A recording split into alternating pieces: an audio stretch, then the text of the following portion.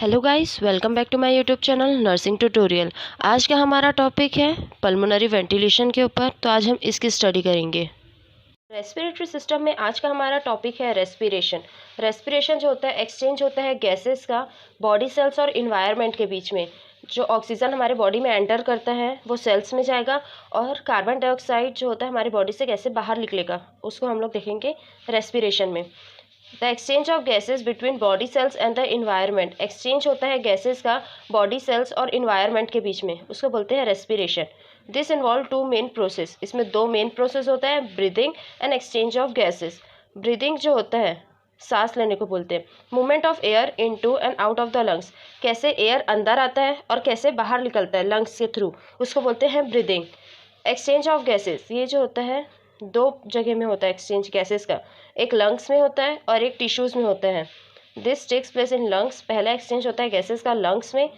This take place in tissues, दूसरा exchange जो होता है एयर का वो टिश्यूज़ में होता है। लंग्स में जो गैसेस एक्सचेंज हो रहा है उसको हम लोग एक्सटर्नल रेस्पिरेशन बोलेंगे और टिश्यूज़ में जो गैसेस एक्सचेंज हो रहा है उसको इंटरनल रेस्पिरेशन बोलेंगे। रेस्पिरेशन के अंदर हम पहला टॉपिक देखते हैं ब्रीदिंग और पल्मोनरी वेंटिलेशन।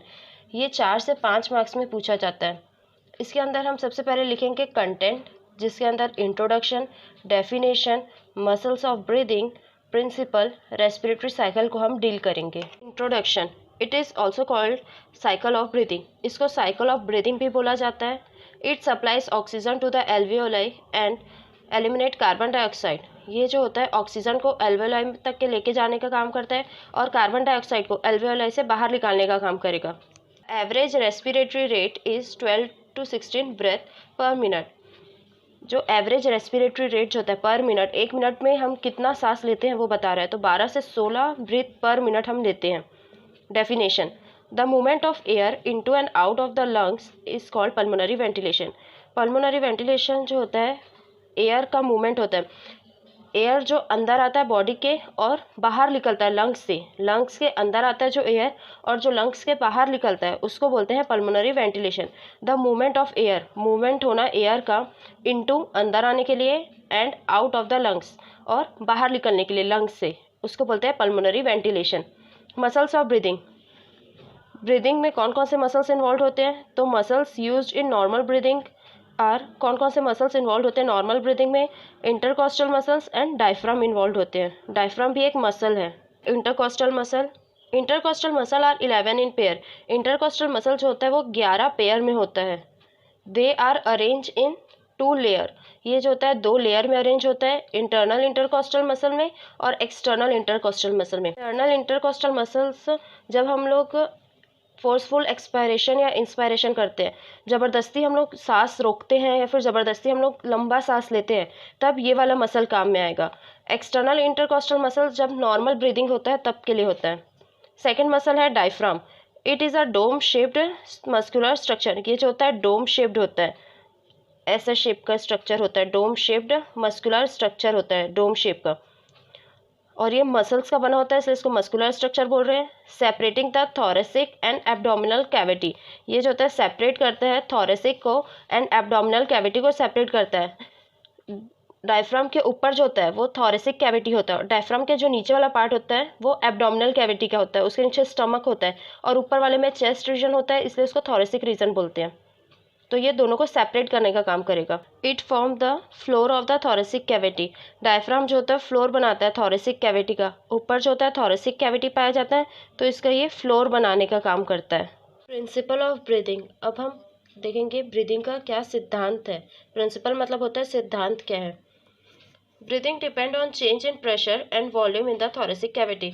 ब्रीदिंग जो होता है डिपेंड करता है प्रेशर के ऊपर और वॉल्यूम के ऊपर, कितना प्रेशर चेंज हो रहा है और कितना वॉल्यूम है थोरेसिक कैविटी मतलब चेस्ट वाले रीजन में कितना प्रेशर चेंज हो रहा है और कितना वॉल्यूम है, उसके ऊपर ब्रीदिंग जो होता है वो डिपेंड करता है। First, increasing the volume of container decreases the pressure inside it. इसके लिए पहले हम लोग को ये समझना है, अगर प्रेशर बढ़ रहा है तो वॉल्यूम कम होगा, अगर प्रेशर कम हो रहा है तो वॉल्यूम बढ़ेगा। ये दोनों इनवर्सली प्रोपोर्शनल होता है। प्रेशर बढ़ रहा है तो वॉल्यूम कम होगा, प्रेशर कम हो रहा है तो वॉल्यूम बढ़ेगा। इसका एग्जांपल है, जैसे एक पाइप है, पाइप में अगर हम लोग पाइप को दबा देते हैं सामने से तो उसका प्रेशर बढ़ जाता है, फ्लो एकदम ज़्यादा आता है, मतलब उसका प्रेशर बढ़ गया। वॉल्यूम को दबाए, वॉल्यूम को कम किए तो प्रेशर उसका बढ़ गया। और वैसे ही नॉर्मल पाइप में अगर पानी आता है तो उसका प्रेशर कम होता है, क्यों? क्योंकि उसका वॉल्यूम ज़्यादा होता है इसलिए। तो अगर प्रेशर ज़्यादा है तो वॉल्यूम कम होगा, और प्रेशर अगर कम है तो वॉल्यूम ज़्यादा होगा। ये पूरा प्रिंसिपल उसी के ऊपर बेस्ड है। Increasing the volume of the container decreases the pressure inside it.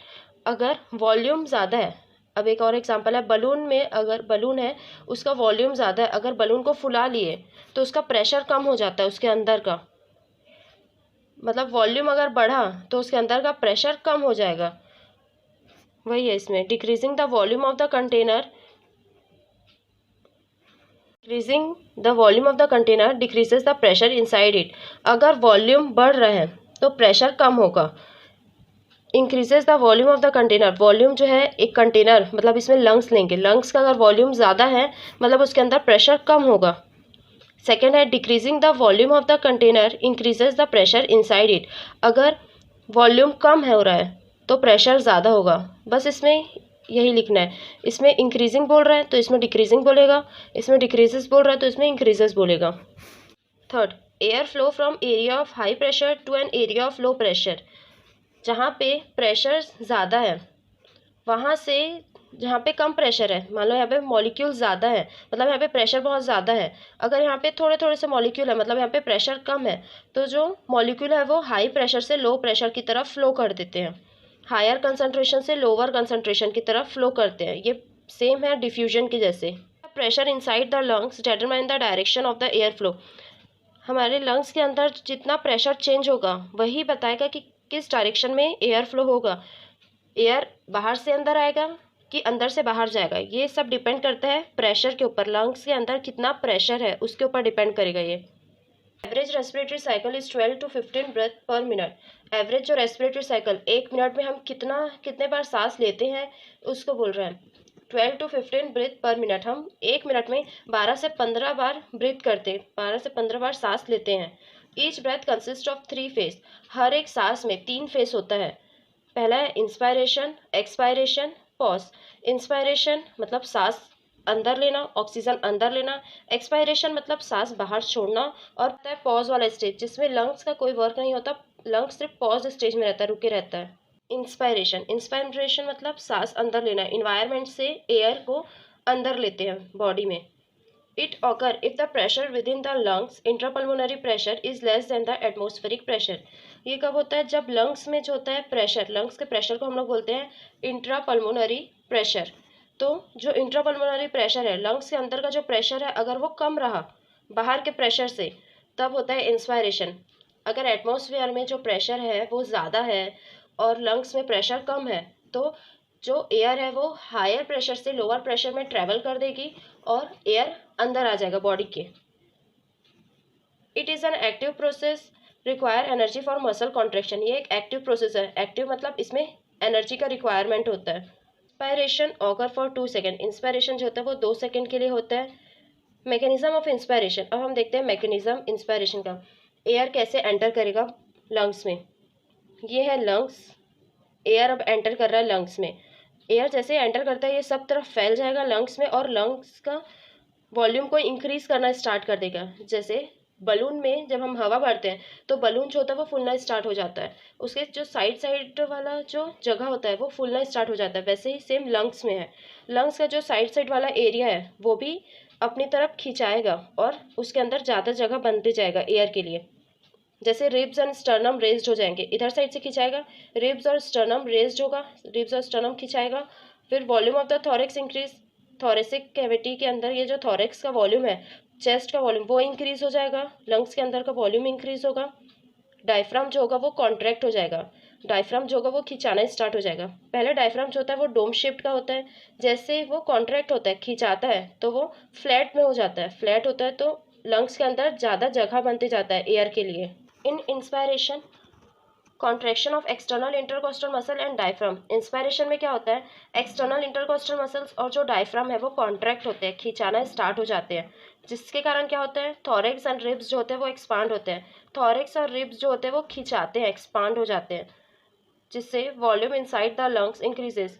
अब थॉरेक्स और रिब्स खिंचाएंगे तो उसके अंदर, लंग्स के अंदर का जो वॉल्यूम है, जगह जो है वो बढ़ जाएगा। तो वॉल्यूम जो होता है अंदर का लंग्स का, वो बढ़ जाता है। Inside the lungs increases, volume जो होता है लंग्स के अंदर का बढ़ा, जिसके कारण क्या होता है, प्रेशर कम हो जाता है। वॉल्यूम जैसे ही बढ़ेगा प्रेशर कम हो जाता है, तो लंग्स के अंदर का प्रेशर जो हो गया वो कम हो गया। Pressure inside the lungs decreases, lungs के अंदर का प्रेशर कम हो गया। And the pressure in environment increases, और जो इन्वायरमेंट में है, बाहर में जो प्रेशर है वो ज़्यादा है। तो एक तरफ ज़्यादा प्रेशर है और एक तरफ कम प्रेशर है, मतलब एयर जो होगा वो ज़्यादा प्रेशर से कम प्रेशर की तरफ आना स्टार्ट होगा। मतलब इन्वायरमेंट से लंग्स की तरफ जो होगा एयर का फ्लो होना स्टार्ट हो जाएगा। So air enter into the lungs as the air travel from higher pressure to the lower pressure from the environment. So air जो होगा enter होगा lungs में, कहाँ से, environment से, क्योंकि एयर जो होता है वो ट्रेवल करता है हायर प्रेशर से लोअर प्रेशर की तरफ। This process of air entering into lungs from environment is called inspiration. ये जो एयर एंटर करता है लंग्स में इन्वायरमेंट से जो ऑक्सीजन एंटर करता है लंग्स में, उसको बोलते हैं इंस्पायरेशन एंड एक्सपायरेशन। एक्सपायरेशन मतलब कैसे कार्बन डाइऑक्साइड बॉडी से बाहर निकलेगा, एक्सपेल आउट होगा, उसको बोलते हैं expiration. Expiration is the process of removing carbon dioxide from the lungs to the environment is called expiration. Expiration जो होता है एक प्रोसेस होता है जिसमें कार्बन डाइऑक्साइड जो होता है लंग्स से रिमूव होता है और इन्वायरमेंट में जाता है, उसको बोलते हैं expiration. It occur if pressure within the lungs, intrapulmonary pressure is higher than the atmospheric pressure. ये तभी होता है जब लंग्स में जो प्रेशर है वो ज़्यादा है कंपेयर टू एटमॉस्फेरिक प्रेशर से, मतलब इन्वायरमेंट में जो है वो प्रेशर कम है और लंग्स में ज़्यादा प्रेशर है, तब जो होता है वो एक्सपायरेशन होता है। ये जस्ट अपोजिट होता है इंस्पायरेशन का। अगर इंस्पायरेशन याद क्या हो जाता है तो जस्ट इसमें पूरा अपोजिट लिखना रहता है। It is the passive process not required energy. ये जो होता है एक पैसिव प्रोसेस होता है जिसमें एनर्जी की ज़रूरत नहीं होती। एक्सपायरेशन ऑकर फॉर 3 सेकेंड, ये जो होता है 3 सेकेंड के लिए होता है। मैकेनिज्म ऑफ एक्सपायरेशन, अब हम देखते हैं एक्सपायरेशन का मैकेनिज्म। एक्सपायरेशन में जो होता है वो लंग्स से एयर बाहर निकलता है, तो ये जो है लंग्स में से एयर जो होगा रिमूव होगा, एयर रिमूव फ्रॉम लंग्स। अब जब एयर रिमूव होगा लंग्स से, तो जो लंग्स फूला हुआ था वो अपने ओरिजिनल शेप में आ जाएगा। तो जो ribs sternum return to their original position, ribs और स्टर्नम है वो अपने ओरिजिनल पोजीशन में आ जाएंगे जैसे पहले थे वैसे ही। Volume of the thorax decrease, जो वॉल्यूम है इसके अंदर का, मतलब वॉल्यूम जो है इसके अंदर का थॉरेक्स का वो कम हो जाएगा, डिक्रीज हो जाएगा। डायफ्राम रिलैक्स्ड हो जाएगा। अब डायफ्राम जो होगा वो रिलैक्स्ड होकर वापस अपने डोम शेप्ड स्ट्रक्चर में आ जाएगा, ये डोम शेप्ड स्ट्रक्चर में आ जाएगा। In expiration relaxation of external intercostal muscles and diaphragm. अब एक्सपायरेशन में क्या होगा, एक्सटर्नल इंटरकॉस्टल मसल्स और जो डायफ्राम है वो रिलैक्स्ड हो जाएंगे, अपने ओरिजिनल पोजीशन में आना स्टार्ट हो जाएंगे। इंस्पायरेशन में क्या हो रहा था, जो मसल्स है वो कॉन्ट्रैक्ट हो रहे थे, खिंचा रहे थे, इसमें ये रिलैक्स्ड हो जाएंगे। ये जो होता है पूरा सेम हमको डायग्राम से ही लिखना है। वॉल्यूम ऑफ थॉरेक्स डिक्रीज, मतलब जो थॉरेसिक का वॉल्यूम है वो कम होना स्टार्ट होगा। रिब्स और स्टर्नम अपने ओरिजिनल पोजीशन में आ जाएंगे, ये भी पॉइंट में लिखना है। डायफ्राम रिलैक्स्ड होगा, ये अब पॉइंट में आएगा, और फिर एयर जो होगा वो बाहर निकल जाएगा आसानी से। Relaxation of external intercostal muscles and diaphragm, external intercostal muscles और डायफ्राम जो होंगे वो रिलैक्स्ड हो जाएंगे, जिससे जो होगा थॉरेक्स एंड रिब्स रिटर्न करेंगे अपने ओरिजिनल पोजीशन में। ये जो होंगे थॉरेक्स और रिब्स हो जाते हैं अपने ओरिजिनल पोजीशन में आ जाते हैं। फिर volume inside the lungs decrease, अब वो अपने ओरिजिनल पोजीशन में आ गए तो जो उसके अंदर का वॉल्यूम है वो फिर कम हो जाएगा। Pressure inside the lungs increases and pressure in environment decreases. अब जैसे फिर वॉल्यूम कम हुआ, यहाँ पे लंग्स में वॉल्यूम कम हुआ, फिर प्रेशर बढ़ गया। ये वाला याद रखना, हर जगह लगेगा। वॉल्यूम जैसे ही कम हुआ प्रेशर बढ़ गया, तो प्रेशर जो हो गया लंग्स के अंदर का फिर बढ़ गया और इन्वायरमेंट में प्रेशर कम हो गया, जिससे फिर एयर फ्लो करेगा। अब फिर प्रेशर एक जगह बढ़ गया और एक जगह फिर कम हो गया, तो जहाँ पे ज़्यादा प्रेशर है, मतलब हमारे लंग्स में जहाँ पे ज़्यादा प्रेशर है, वहाँ से अब एयर बाहर जाएगा इन्वायरमेंट की तरफ। क्यों? क्योंकि इन्वायरमेंट में कम प्रेशर है इसलिए। तो air removed from the lungs as the air travel from high pressure to the low pressure to the environment. तो एयर रिमूव होगा लंग्स से इन्वायरमेंट की तरफ, क्योंकि एयर जो होता है वो ट्रैवल करता है हायर प्रेशर से लोअर प्रेशर की तरफ। ये भी सेम इंस्पायरेशन के जैसे ही है। This process of air removing from the lungs to the environment is called expiration. ये जो प्रोसेस होता है एयर को बाहर निकालने का, रिमूव करने का लंग्स से एनवायरनमेंट की तरफ, उसको बोलते हैं एक्सपायरेशन। आज के लिए बस इतना ही। इसके आगे हम इसके नेक्स्ट पार्ट 4 में पढ़ेंगे एक्सचेंज ऑफ गैसेस के बारे में। अगर आपको मेरी वीडियो अच्छी लगी तो please like share and subscribe ज़रूर करें। Thank you for watching guys.